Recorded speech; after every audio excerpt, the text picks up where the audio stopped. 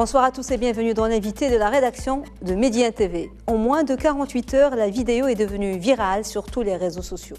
Donc c'est le 10 octobre, journée nationale des droits des femmes.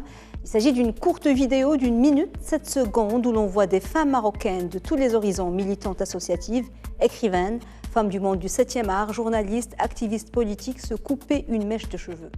Un geste qui pourrait paraître anodin, mais dont la symbolique est particulièrement puissante et le message urgent et essentiel. Des femmes qui se coupent les cheveux pour défendre les droits et la liberté des femmes au Maroc et ailleurs. La vidéo est d'ailleurs accompagnée de ce slogan pour Mahsa Amini, Myriam et toutes les autres. Il faut dire que depuis un peu plus de 3 semaines, se couper les cheveux en public ou sur les réseaux sociaux est devenu un acte contestataire politique, symbole de la révolte des femmes iraniennes et d'une grande partie de la société. Un acte de deuil, mais aussi de force pour dénoncer l'injustice et les lois liberticides, ces lois qui ont conduit à la mort de la jeune iranienne Mahsa Amini pour quelques mèches qui dépassent, celle de la petite Myriam dans la région de Mid-Delt à cause d'une loi dépassée, obsolète. Et pour parler de cette campagne de mobilisation pour créer une chaîne de solidarité et sensibiliser au respect des droits des femmes et la lutte contre les différentes formes de violence et discrimination qu'elles subissent au quotidien, mais aussi pour les changements des textes de loi, nous avons le plaisir de recevoir ce soir sur notre plateau Fatiha Al-Ayadi, activiste politique et journaliste et l'une des initiatrices de cette campagne aux côtés d'autres personnalités politiques. Madame Ayadi, bonsoir et merci beaucoup d'être avec nous. Bonsoir, merci de m'avoir invitée. C'est moi. Alors, comment est née l'idée de cette campagne qui est en train de devenir vraiment, elle est déjà virale et la chaîne de solidarité, elle est en train de se former. Écoutez, tant mieux, parce qu'au départ, l'idée c'était d'arrêter d'être là en tant que spectatrice de ce qui se passe aussi bien en Iran que chez nous. La petite Amina, vous le disiez en introduction, morte d'un avortement qui s'est mal passé. Mahsa Amini qui est morte d'un voile mal ajusté. Les femmes sont aujourd'hui, dans le monde entier d'ailleurs, pas que dans notre partie du monde, celles sur lesquelles sont une espèce de défouloir, oui, sur lequel on rejette toutes les infamies. Oui, et il y a des régressions, comme ce qui s'est passé, ce qu'on voit aux États-Unis, pour justement l'avortement, ou dans quelques États, l'avortement a été interdit. Donc c'est une régression, c'est voyage dans le... je ne sais pas. La régression, elle est mondiale. Que ce soit aux États-Unis, en Iran, on ne peut pas parler de régression, oui, parce qu'elle est là depuis la révolution iranienne. Au Maroc, nous faisons quelques pas en avant, puis quelques pas en arrière. Et donc, pour nous, cette solidarité était essentielle pour dire stop aux violences faites aux femmes. Oui. Parce que la violence n'est pas que physique. Exactement. La violence est morale, la violence faite aux femmes est morale, elle est climatique, elle est économique. Oh, beaucoup. Donc, stop. Oui, donc justement, cette vidéo où on voit des femmes... On va en parler, il y en aura d'autres. Il n'est pas juste question de parler ou de dénoncer l'avortement et la nécessité de changer, d'élargir. On n'en est pas à la disposition, libre disposition de son corps, on n'en est pas là. On voudrait juste élargir les cas où l'avortement peut être légal, mais il n'y a pas que ça. Il y a ça, parce que c'était peut-être la mort de plus ou la goutte qui a fait déborder le vase, mais il n'y a pas que ça. Absolument. La petite Amina, elle a 14 ans. À 14 ans, c'est une enfant. Oui. C'est une enfant qui ne sait rien de sa sexualité, qui ne sait rien de l'avortement, elle a été conduite, je ne sais pas dans quelles circonstances, elle est tombée enceinte, et puis allez, il faut la faire avorter, et la faire avorter pas dans les conditions ni légales, parce que la loi ne le permet pas, ni dans des conditions d'hygiène optimales. Oui, dans des conditions sordides, en plus sans violeur, absolument, qui est complètement... Absolument. Donc oui, cette vidéo, c'est aussi une manière de dire stop.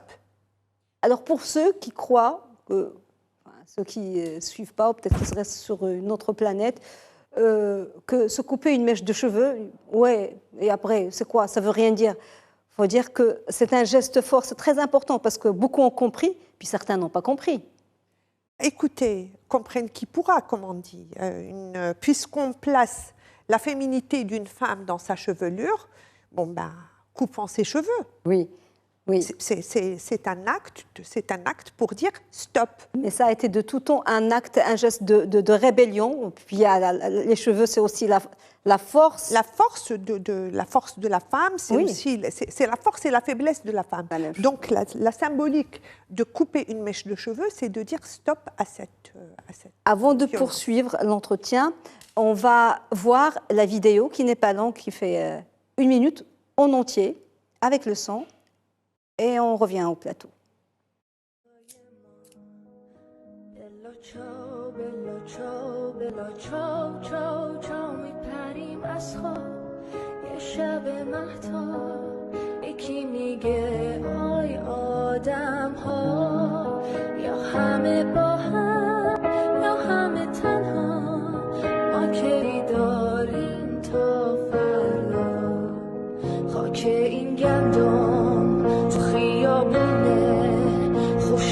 خشم من و تو تشنه بارون حق ما کم نیست ثانی غم نیست قلب ما که دور از هم نیست دنیای تاره این یه آغازه پنجره تا رویا بازه از گلوی تو تا صدای ما بلا چاو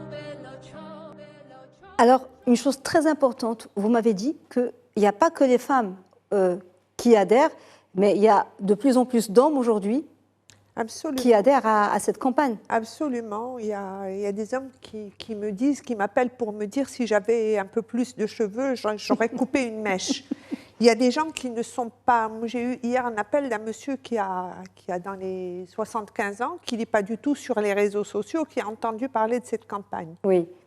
Donc, c'est en train de prendre. Bien sûr, il y a les détracteurs, mais ça, on n'empêchera jamais cela. Mais il y a aussi les gens qui prennent conscience qu'il se passe des choses. Il est temps, qu'il y a des choses qui ne doivent pas se passer et qui se passent aujourd'hui, que ce soit au Maroc ou ailleurs. Alors, déjà en 2015, le Maroc avait engagé un débat approfondi. Déjà à l'époque sur l'urgence, c'était le mot d'un assouplissement de la législation de l'avortement. Et il y a eu même une loi qui a été un projet de loi, le loi 10-16 en 2016, qui a été présenté à l'examen, mais qui a été depuis retiré. C'était une proposition de loi, c'était pas un proposition de loi. C'était une proposition de loi. Et puis, 7 ans plus tard, rien n'a été fait. On va remonter ensuite un peu plus dans le temps, 10 ans en arrière, pour parler d'une initiative qui était la vôtre à l'époque. Mais est-ce que c'est normal qu'une loi soit proposée et qu'il y ait eu un débat et que, pourquoi rien ne bouge? Pourquoi ça bloque? Vous étiez au Parlement. Rien ne bouge parce que vous aurez toujours des forces progressistes et des forces rétrogrades, quelle que soit la société dans laquelle vous vivez, que ce soit au Maroc ou ailleurs. D'ailleurs, l'exemple des États-Unis nous montre parfaitement comment les choses peuvent du jour au lendemain régresser d'une manière extraordinaire. Ça n'avance pas parce que aujourd'hui, au Maroc, quand on veut qu'une réforme aille jusqu'au bout, il faut qu'elle soit portée par la plus haute instance de l'État, Sa Majesté le Roi. Sa Majesté le Roi a lancé la Moudawana. Aujourd'hui, la Moudawana va bientôt boucler ses 20 ans. Oui, 18 ans depuis 2004. 18 ans, absolument. Moi, depuis 2004. Aujourd'hui, il a fallu qu'il y ait un discours de Sa Majesté pour dire que le texte devient obsolète dans certaines dispositions, qu'il y a des limites à ce texte et qu'il faudrait peut-être changer. Je dois dire aussi que pour l'avortement, le cas avait été quand même Mais aujourd'hui, il y a beaucoup de... Je ne sais pas si c'est de la prudence, je ne sais de comment qualifier cette attitude des uns et des autres. Aujourd'hui, des femmes qui meurent d'un avortement qui n'a pas été mené à bien, il y en a des milliers, des centaines par jour au Maroc.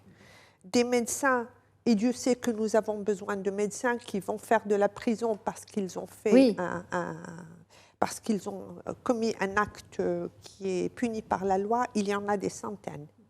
Donc, je pense qu'il faut arrêter d'être hypocrite, arrêter de faire comme si on ne savait pas. Que c'est quelque chose qui est là depuis la nuit des temps. Et parce que les conséquences sont aussi désastreuses. On va en parler quand on va parler justement de la nécessité de réformer la Moudawana.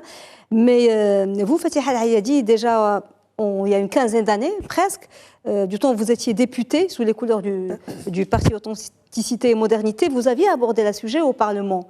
Absolument. Comment ça a été perçu à l'époque ? Écoutez, quand j'ai posé j'ai posé une question orale à la ministre de la Santé de l'époque pour dire à quel moment nous allons arrêter de faire l'autruche. Des femmes qui meurent d'un avortement qui se passe mal, il y en a des centaines par jour. Ces avortements, personne, aucune femme au monde, je peux presque le certifier, ne va aller se faire avorter. Oui, avec plaisir. Avec plaisir. Nous avions, à l'époque, j'avais demandé pourquoi ne pas assouplir dans les cas de viol. Il y avait eu la fameuse situation de cette jeune femme qui s'était donné la mort après avoir été mise enceinte par son... et qu'on avait forcé à épouser son violeur. Oui. En cas de viol, en cas d'inceste, on imagine comment vivre avec une grossesse qui résulte d'un inceste. Oui, de son père ou de son grand-père ou de son oncle, de son frère. Absolument. En cas de malformation du fœtus, parce qu'aujourd'hui, la technologie nous permet de savoir si un fœtus sera... quand il naîtra, il sera un enfant normal ou un enfant lourdement handicapé, sachant qu'au Maroc, nous n'avons pas les structures pour prendre en charge ces enfants-là. Oui.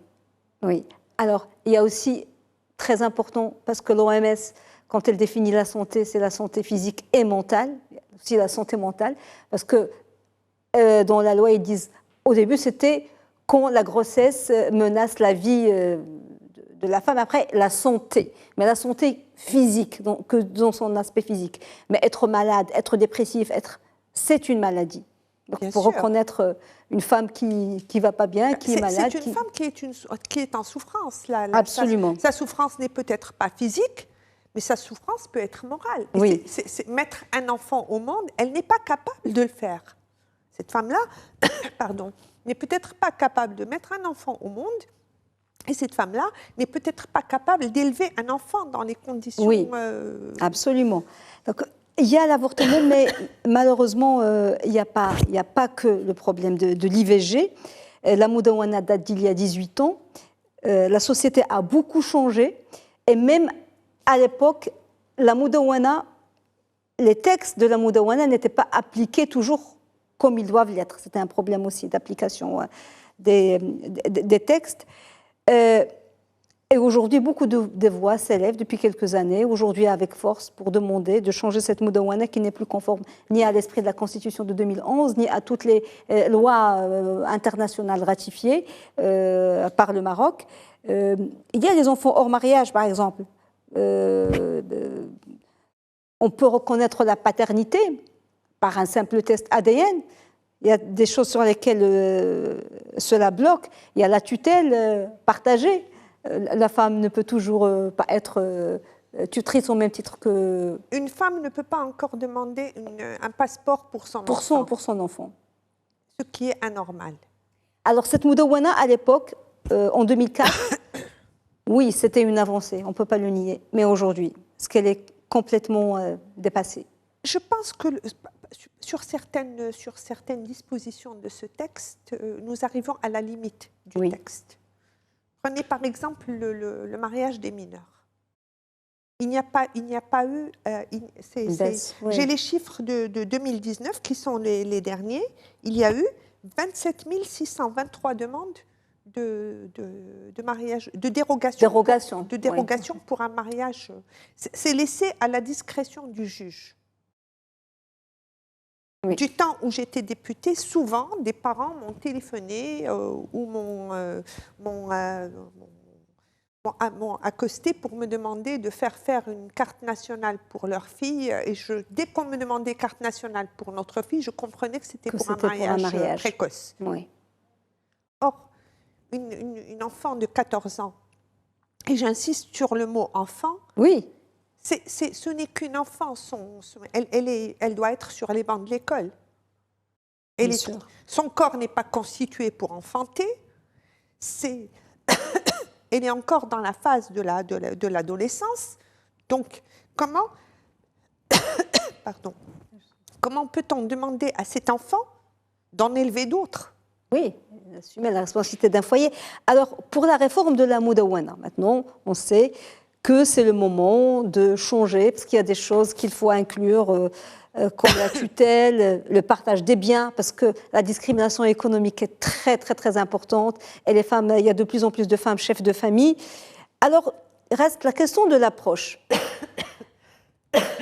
Et l'approche sur laquelle on doit s'appuyer, parce que chacun y va de son discours, et puis les militants associatifs, droits de l'homme, dire que l'approche doit être une approche basée principalement sur les droits de l'homme et ne pas mélanger les choses et ne pas se baser sur autre chose. Écoutez, dans un contexte marocain, je vais être très franche avec vous, ça me semble très difficile. L'idée, ce n'est pas d'avoir une loi clivante. Oui. L'idée, c'est d'avoir une loi progressiste. Vous l'avez dit vous-même, en 1993, il y a eu une première réforme de la Moudawana qui était vraiment une réformette, en fait, oui. Mais elle avait valeur de symbole. 2004 a été une révolution pour l'époque. Aujourd'hui, tout le monde constate qu'on est arrivé aux limites de ce texte et que ce texte doit absolument avancer, que ce soit sur l'article 400, sur le mariage des mineurs, sur Sa Majesté lui-même a dit qu'il y avait une mauvaise interprétation de la loi. Oui. Donc aujourd'hui, nous devons réformer cette loi, la mettre en test et voir. C'est une loi, c'est pas un texte sacré. Justement parce qu'on a tendance à faire dire des fois aux textes sacrés ce qu'ils ne disent pas. Parce que la Moudawana, la première réforme, elle a été faite, bien sûr, il y avait une commission qui était choisie, principalement constituée de fuqaha, mais pas que, parce qu'il y avait aussi des femmes. Et aujourd'hui, l'argument, c'est que la religion, les textes sacrés, le Coran dit noir sur blanc, alors que souvent, ce n'est mentionné nulle part dans le Coran. Écoutez, ce sont des interprétations. Je vais mettre les pieds dans le plat. Oui. Je pense que là, c'est surtout une question d'héritage.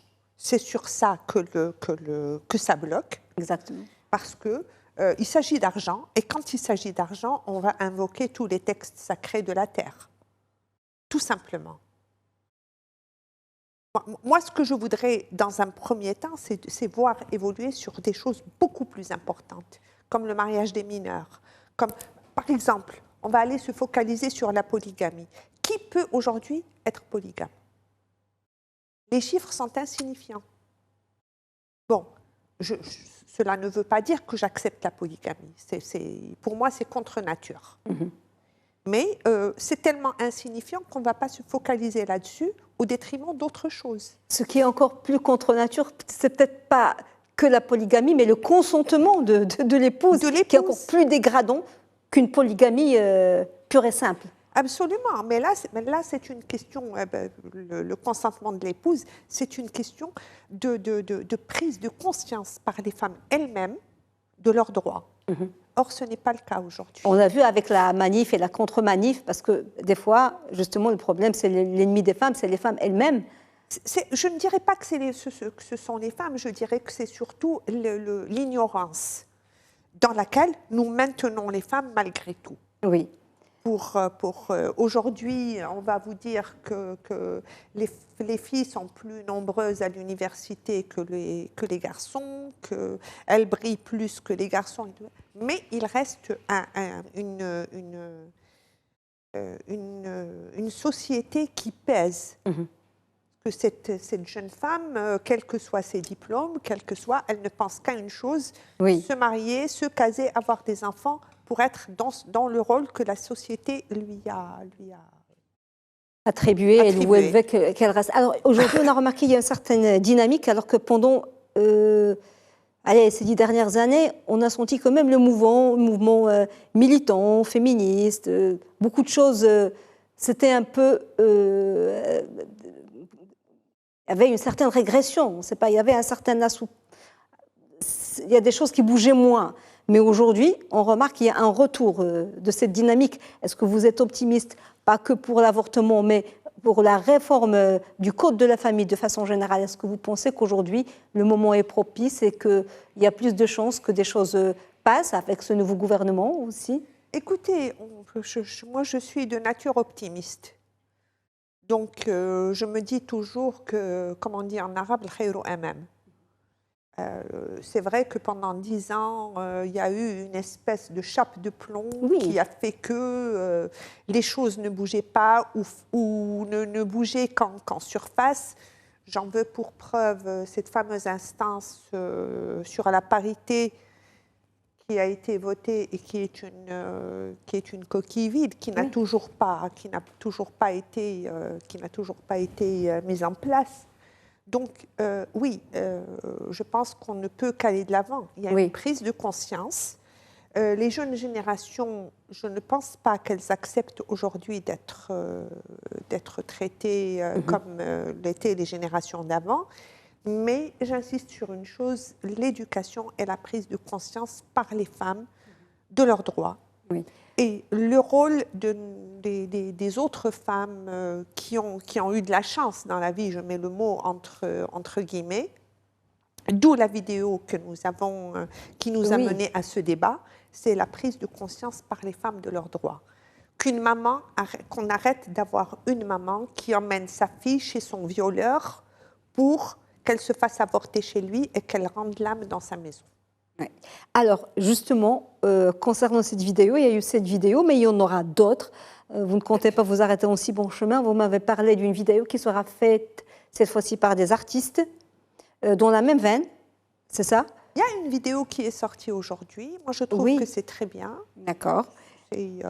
Ça veut dire qu'il y a un effet boule de neige. Alors, quelle est la suite? Et que doivent faire celles et ceux qui voudraient se joindre à cette cause, à cette dynamique, pour faire bouger les choses et qui ne savent pas quoi faire?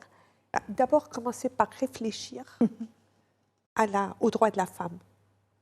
Moi, je suis impressionnée aujourd'hui par ce qui se passe en Iran, qui est, je lisais récemment l'interview d'une comédienne qui disait que c'était le pays au monde où les femmes, j'ai lu beaucoup de livres sur la société iranienne, c'est l'un des endroits au monde où la femme est le plus maltraitée et sans que ça gêne personne. Aujourd'hui, les hommes sont dans la rue aux côtés des femmes pour défendre les droits de la femme.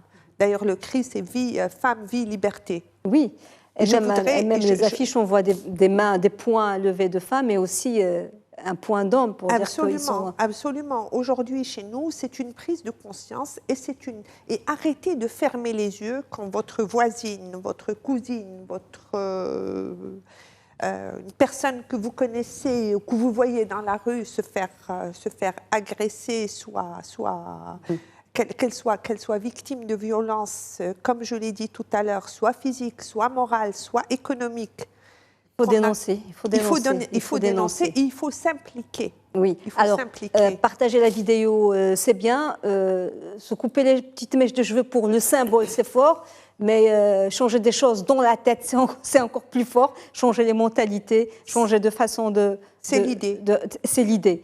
Merci beaucoup, Fatiha El-Ayadi, d'avoir été avec nous. Je rappelle que vous êtes activiste politique et journaliste et initiatrice de cette initiative pour la défense des droits des femmes et la lutte contre la discrimination. Initiatrice parmi d'autres. Initiatrice parmi d'autres, parmi des dizaines d'autres femmes. Absolument. Merci beaucoup, madame. Merci à vous. Madame, monsieur, merci beaucoup de nous avoir suivis. Bonne suite des programmes sur Média TV et très belle soirée.